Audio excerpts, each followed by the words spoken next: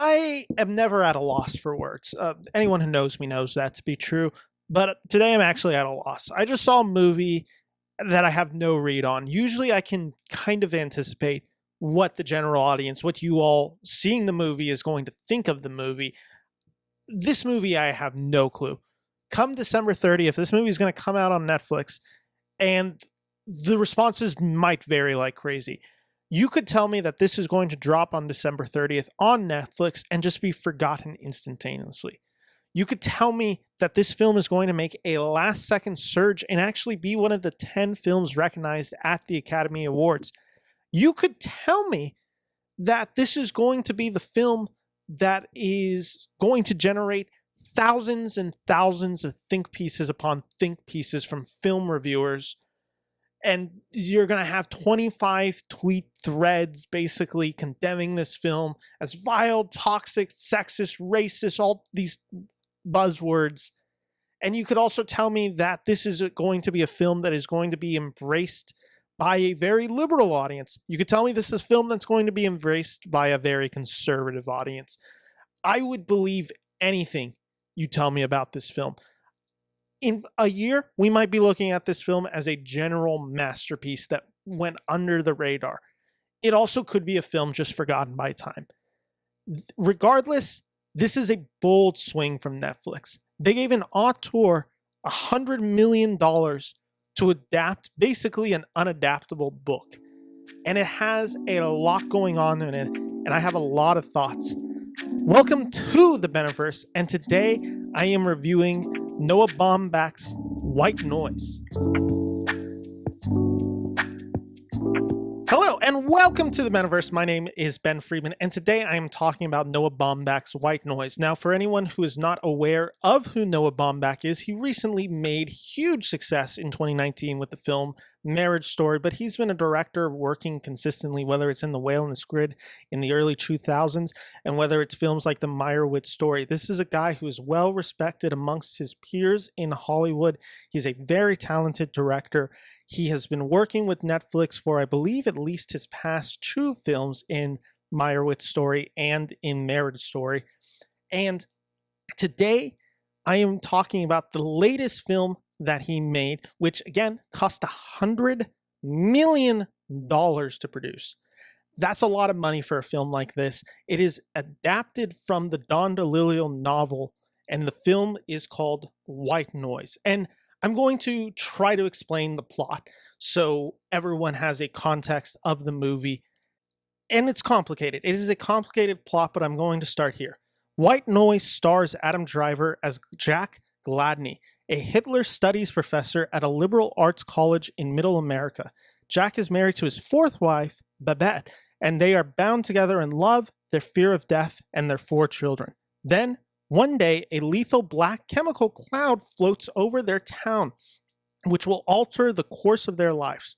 White Noise is a dark comedy that satirizes rampant consumerism, media saturation, novelty, academic intellectualism, the family structure, violence, and human-made disasters.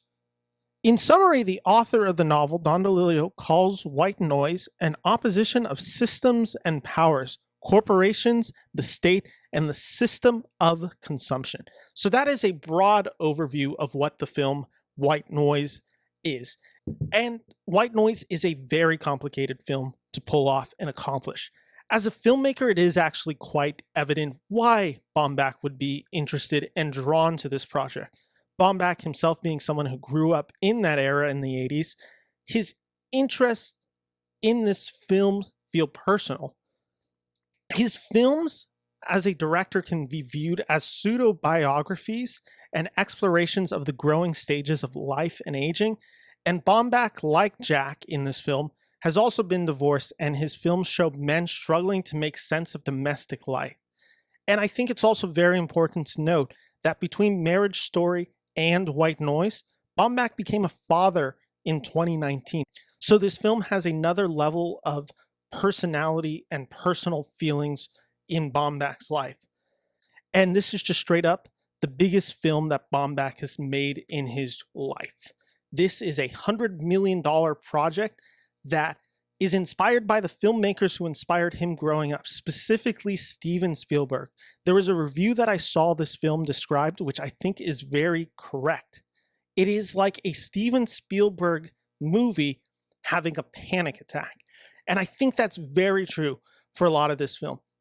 What Baumbach does, and it's very interesting in this film because typically Baumbach is a director who exists in the real world. His films feel very real and personal. White Noise is kind of the opposite. It's exaggerated, it's hyper-focused, it's metaphorical. For this film to succeed in the way it needs to requires a delicate hand that can balance both the dark comedy, sci-fi, violence, and satirical natures of the novel. And does it succeed? That's just straight up the question. Does Noah Baumbach succeed in this? And what I have to just start off is by commending the script. This film does achieve a really hard tonal balance, and it's a film that plays with every genre. At times, this film is a sci-fi adventure. At times, this film is a dark comedy. At times, this is a very broad comedy. At times, it's a horror film. At times, it is a tense thriller. It has to kind of do all of these and balance it throughout. And yet it never feels lost. I never felt that this film was unfocused. I understood the through line of this film, where the characters go and what they are achieving and what they are trying to say. Baumbach is achieving something very specific that is not going to work for everybody. This is going to be a film of personal taste. And each aspect of the film carries a certain thematic weight. And if you are just not drawn to it, if you're not drawn to this thematic weight or the characters, it's going to be really hard for you to get on board for this film.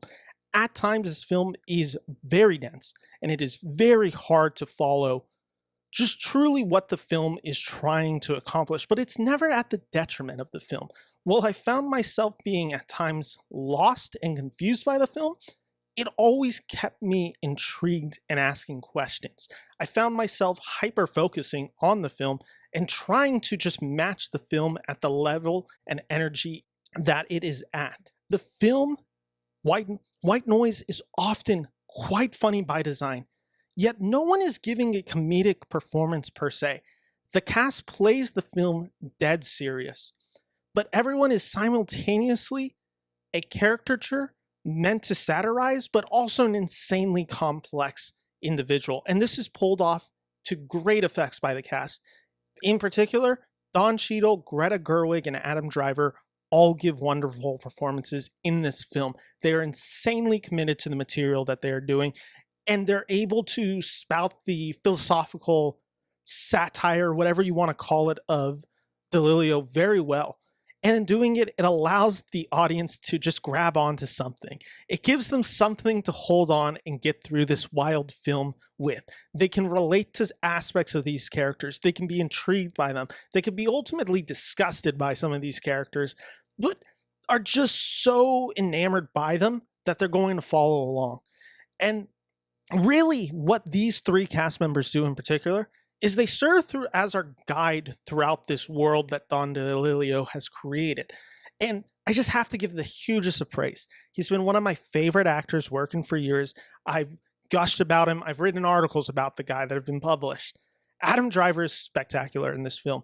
He continues just being the most interesting working actor today. There was a film critic from Variety, Owen Gleiberman, who just captured the essence of this film so well, and this character that Driver plays just to a T, that I just wanted to read straight off what he said.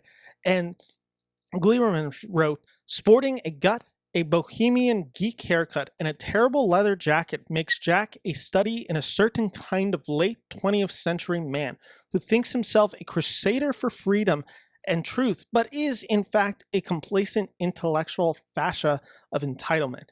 And I think he nails that analysis of what Driver is bringing. And to add on to that, what I have always found so interesting in Driver as a performer, and specifically in the types of characters he chooses, and very much so in the case of Jack, is he is a actor that is interested in playing sheepish characters who clothe themselves as wolves.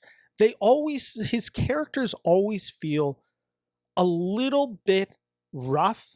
They always feel very angry, but they never feel necessarily intimidating, despite the fact that Driver is this huge guy. He is simply best, really, when he portrays insecurity, when he has a deep seated insecurity within him, along with an overwhelming sense of anger and violence that comes in the form of childish tantrums, to be honest. They don't feel like genuine threats. A lot of these characters he plays fits this archetype, whether it's characters from The Last Duel, Annette, House of Gucci, or even Kylo Ren in Star Wars. Driver never necessarily feels dangerous. He never feels like the big tough guy in the bar who's going to beat you up. Rather, he's just this weird amalgamation of just insecurity and male toxicity that just goes unkempt. And it feels so real. And in that realness, it then allows the characters Driver to play to have a sense of danger. But the danger comes from their unpredictability. It's never because you fully understand who this guy is. He never shows us the cards. We never feel like we are fully keyed in with Driver's performance. There always feels like there is room for interpretation and moral interpretation in that. And Driver just showcases the neuroticism of the character in White Noise mixed with the downright stupidity of the protagonist. What I love that White Noise is about is it is about pseudo-intellectualisms. Basically, how I would describe this whole idea of Hitler studies in this film.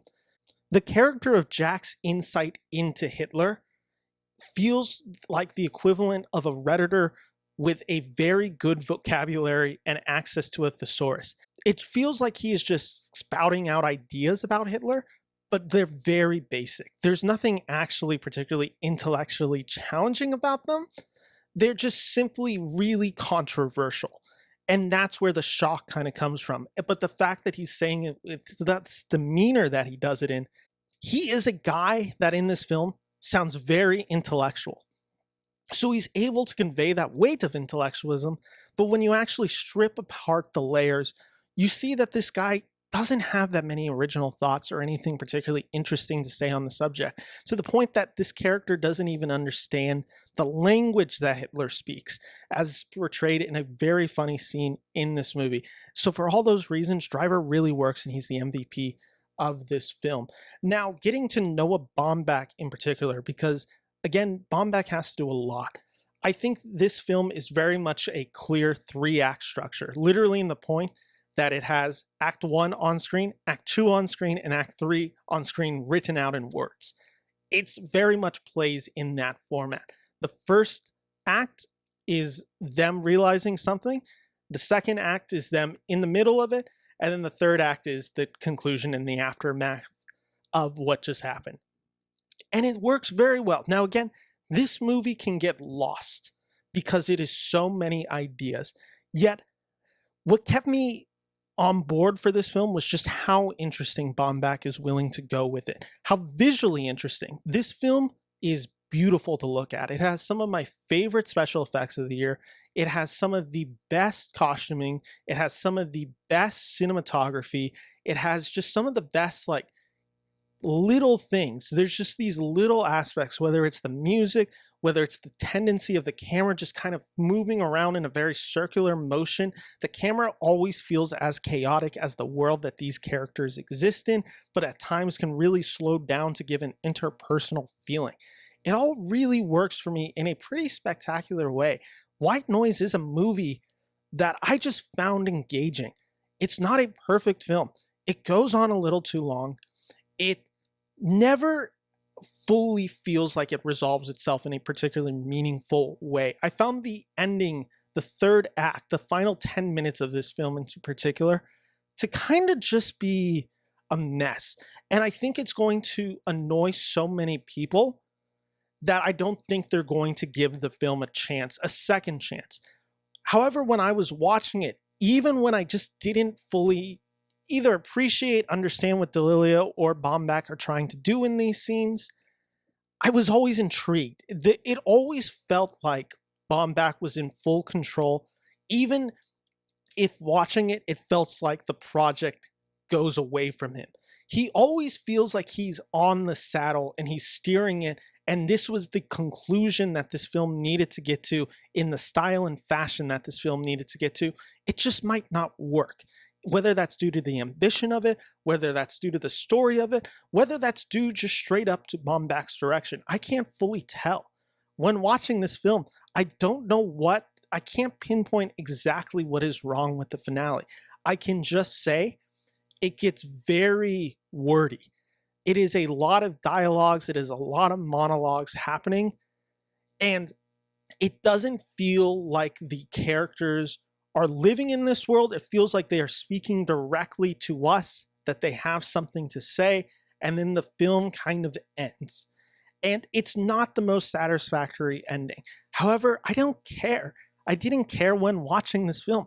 I was having such a great time. The comedy really locked me in. The performances, the direction, the screenplay, I was pretty invested in this. Now, maybe that's because this is my first exposure to Don DeLillo, and maybe that's just because I need to read this book now, which I did buy after seeing this movie.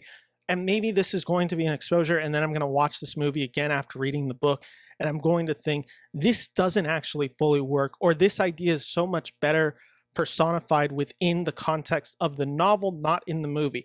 There could be 1,000 things that affect it. But overall, while watching this movie, I was pretty thoroughly entertained. I was blown away by the direction, by the performances, everything. Even if it doesn't work for me, I was intrigued by it. And the biggest thing that is giving it a positive, big recommendation for me is that after finishing watching the film, I wanted to start over and watch it again and just spend time in this world and think about this world and try to understand this world better. And that's the biggest compliment. Is it a perfect movie? No.